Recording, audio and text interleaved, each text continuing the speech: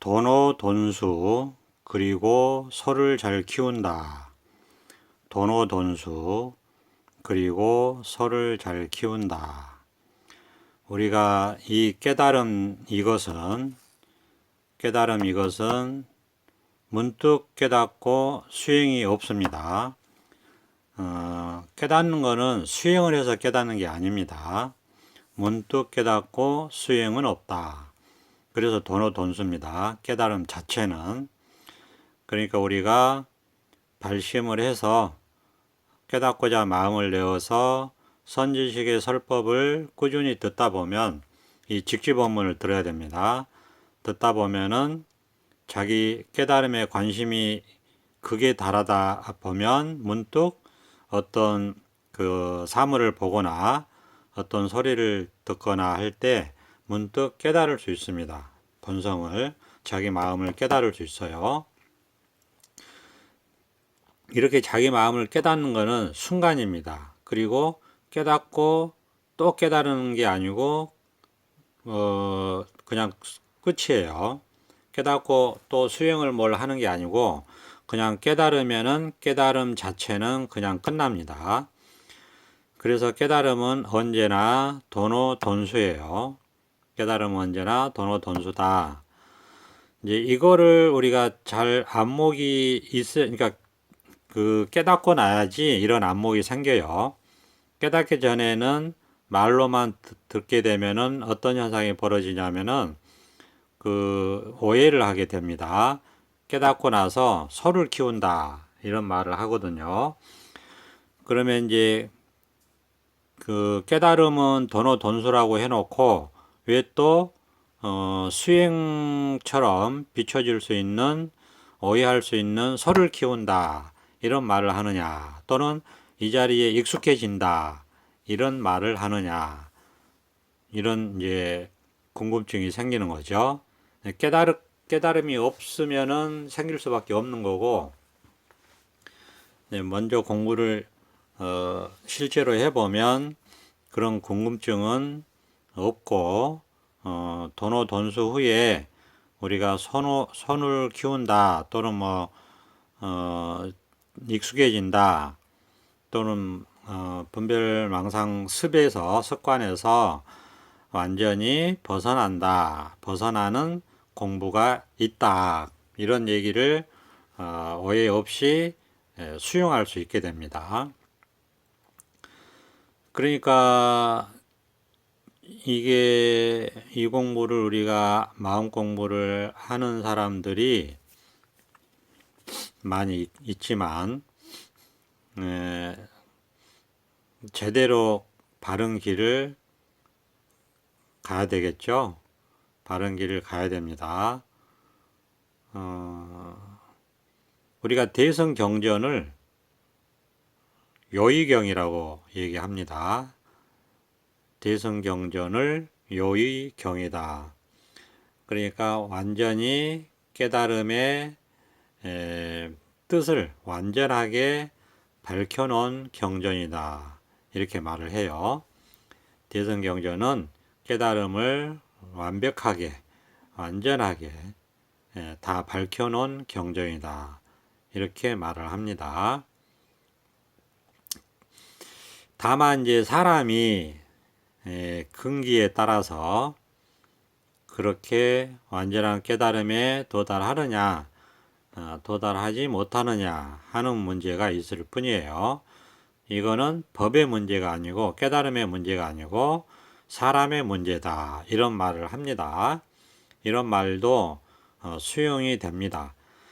그러니까 이 돈오 돈수, 즉 우리가 깨닫거나 깨닫지 못했거나 우리가 사람이라면 누구나 가지고 있는 깨달음의 성품, 즉 불성이 있습니다. 자성이라고 하는 불성이 있어요. 이거는 우리가 손댈 수가 없어요. 깨닫거나 깨닫지 못하거나 누구에게나 불성은 갖춰져 있습니다. 그게 본성품은 누구나 깨달아 있다고 하는 거예요. 근데 그거를 모르죠. 다시 깨달아야 된다, 이렇게 얘기하죠. 다시 깨달아야 됩니다. 그렇지 않으면 몰라요.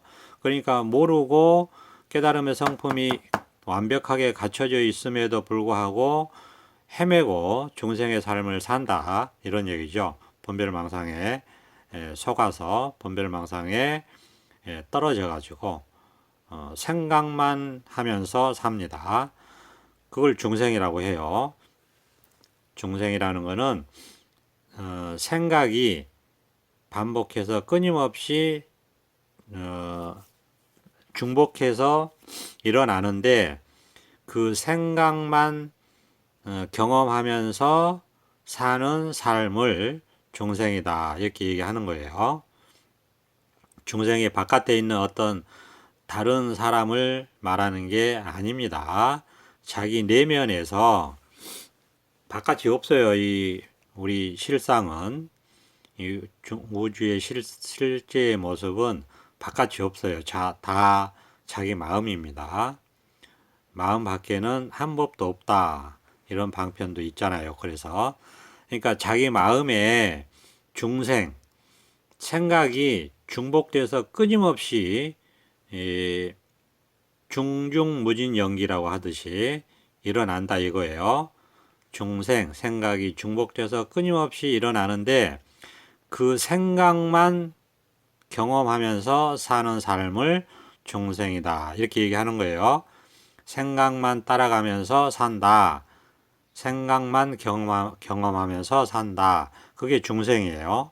근데 그 생각을 따라가지 않고 생각을 벗어나는, 문득 이 본 성품이 드러나는 그런 일이 있어요. 그걸 이제 우리가 소위 깨달음이다, 이렇게 얘기를 하고, 그 깨달음은 도노돈수예요. 문득 깨닫고 따로 수행은 없어요.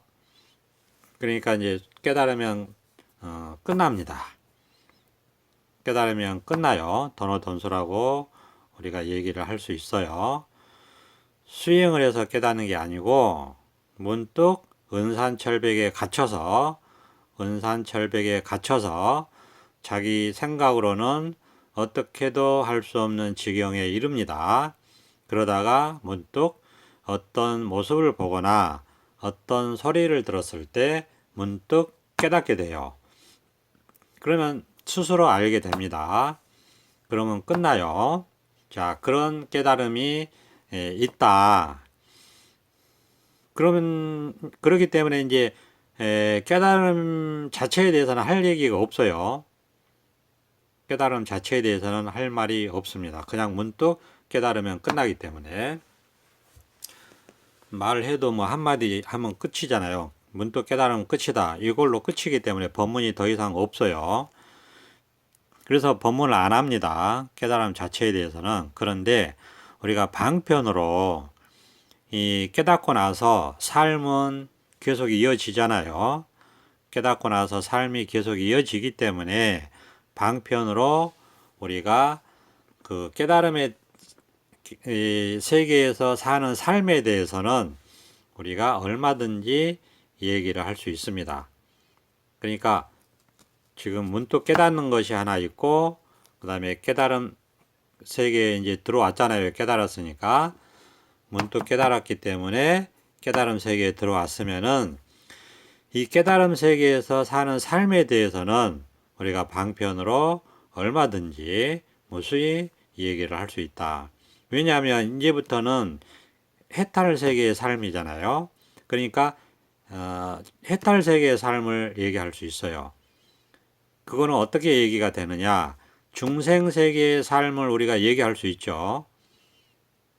지금까지 깨닫기 전까지 40년을 만에 깨달았으면 40년 동안 얘기할 수 있는 거고, 중생 세계를 50년 만에 깨달았으면 50년 동안 살았던 중생 세계를 말할 수 있어요.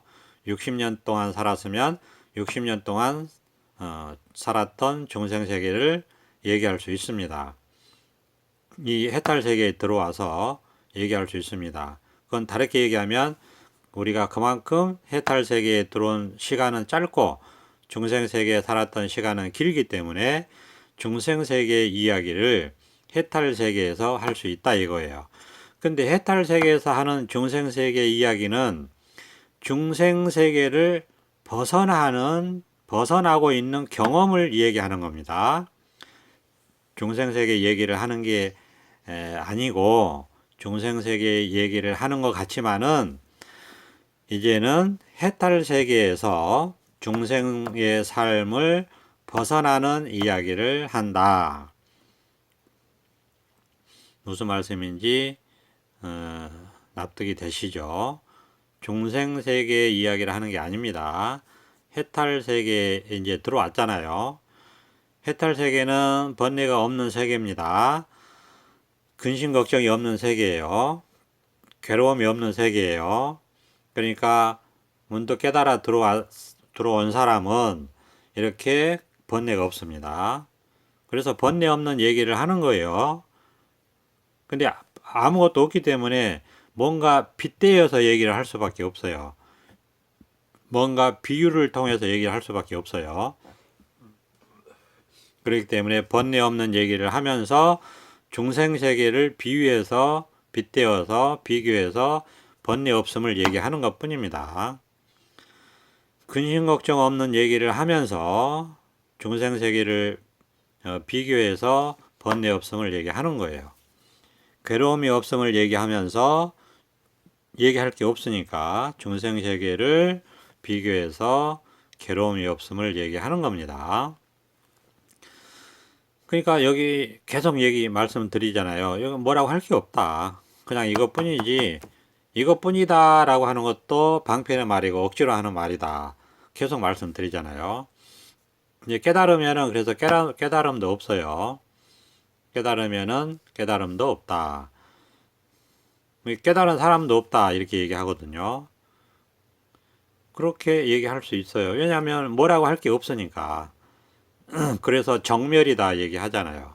그러니까 이렇게 다 방편으로 중생세계를 비교해서 거기에 벗어남을 표현하기 위해서 어쩔 수 없이 이런 방편으로 얘기를 하는 겁니다. 그러니까 아무것도 뭐라고 할 게 없어요. 그렇다고 해서 뭐가 없느냐 하는 것도 안 맞아요. 왜냐하면 이렇게 살아있고, 이렇게 깨어있고, 이렇게 밝게, 이렇게 드러나 있거든요. 정말 밝게 이렇게 드러나 있거든요. 정말 대상이 아닌 뭔가 밝음, 이런 게 있어요. 어떤 대상은 아니고, 이렇게 마음이 이렇게, 하여튼 뭐라고 할 수가 없는데, 이렇게 깨달아 있는, 이렇게 밝게 드러나 있는 이름을 붙였어요. 마음이라고. 이런 게 이렇게 있단 말이에요. 그렇게 깨달아져 있어요. 그러면 여기서는 근심 걱정도 없고 번뇌도 없고 괴로움도 없단 말이에요. 중생 삶에 비교해서 이렇게 얘기할 수 있어요. 중생의 삶을 살면서 어떻게 그렇게 살았는지 기억도 안 날 정도로 정말 그 번뇌망상하면서 살았던 세계를 경험을 50년을 그런 세계를 살아왔는데도 불구하고 그런 세계가 있었는가 싶을 정도로 기억이 안 날 정도로 지금은 그런 게 없단 말이에요. 번뇌라고 할 것도 없고 근심 걱정이라고 할 것도 없고 고통이라고 할 것도 없어요. 그러니까 이제 계속 중생 세계를 비교해 가면서 이것뿐이다. 해탈해서 살아보자. 이렇게 얘기를 드리는 거죠. 우리 다 같이 깨달아서 잘 살아보세. 이런 얘기를 드리는 거예요. 이게 반야신경의 마지막 구절인 그 아제아제 바라아제 바라성아제 모지사바하. 이게 그 뜻입니다. 뜻이라고 하더라고요. 이걸 풀이를 해보면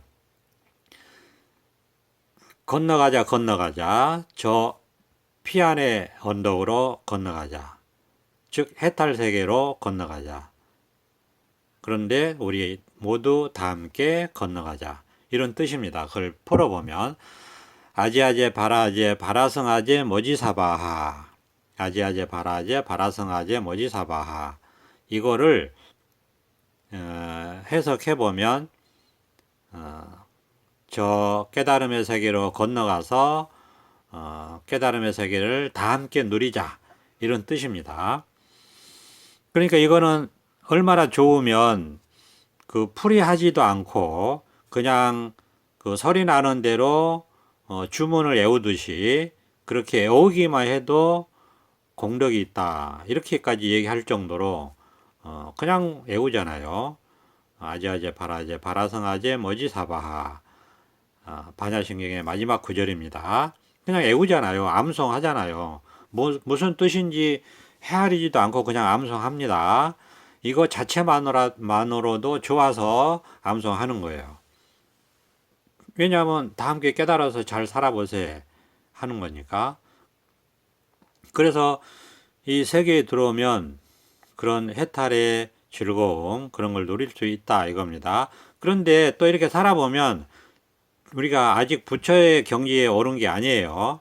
그래서 대성은 보살도라고 얘기하는 겁니다. 대성보살 이렇게 얘기해요. 그래서 대성은 보살을 항상 같이 붙여서 부릅니다. 대성보살, 대성보살, 깨달은 중생, 깨달은 중생. 왜냐하면은 아직도 중생의 습이 남아 있어요. 중생의 습이라는 게 다른 게 아니고 분별망상의 삶을 사는 거예요. 아직도 그런 습이 남아 있어서. 그러니까 그거를 벗어나는 거를 우리가 이름을 붙여서 중생 세계에 살면서 중생의 습을 벗어나는 삶을 대성보살의 삶이라고 이름을 붙인 겁니다. 그러면서 그걸 소를 키운다고 하는 거예요. 그리고 이 자리에 익숙해진다고 하는 거예요. 그래서 또 방편으로 해놓은 게 그 시부도라고 하는 거예요. 시부도 또는 시무도라고 하는 겁니다. 소를 찾았어요. 그러면 소를 잘 키우고 나중에는 소도 없어지고 소를 키우는 사람도 없어진다, 이렇게 비유를 해놓고 있습니다. 그래서 이론상으로 돌아가서 그런 거 있잖아요. 반본 환원인가 뭐 그런 거 있어요. 그래서 완전히 다시 자기 본래 자리로 고향으로 돌아간다. 그런 다음에 이제 여기에 완전히 익숙해지면 어느 정도 익숙해지면 자기가 받은 이 부처님의 은혜를 회양한다. 그래서 다른 사람에게도 이런 법이 있음을 알린다. 이렇게 이제 하면서 끝나게 되죠. 이런 것들이 다 납득이 가야 됩니다. 그러니까 이게 제가 예전에 저도 생각으로만 공부를 할 때는, 이 깨달음이 없을 때는 깨달으면 끝나는 거지 뭔 또 수행을 하고 공부를 하냐, 이렇게 생각을 했는데 그게 오해입니다. 오해예요. 그런 얘기 하면 안 돼요. 그러면은 그거는 저는 아직 깨닫지 못했습니다 하는 거를 밝히는 것이 되는 것이 되기 때문에 그런 얘기를 굳이 할 필요가 없어요. 그러니까 이게 진짜로 우리가 이게 저만의 얘기가 아니고 이 경전에 근거해서 이런 얘기를 경전에서 다 얘기해 놓고 있잖아요. 대성보살도, 보살도, 육바라밀 얘기해 놓고 있잖아요. 깨달아도 이렇게 중생에서 벗어나는 시간이 필요하다.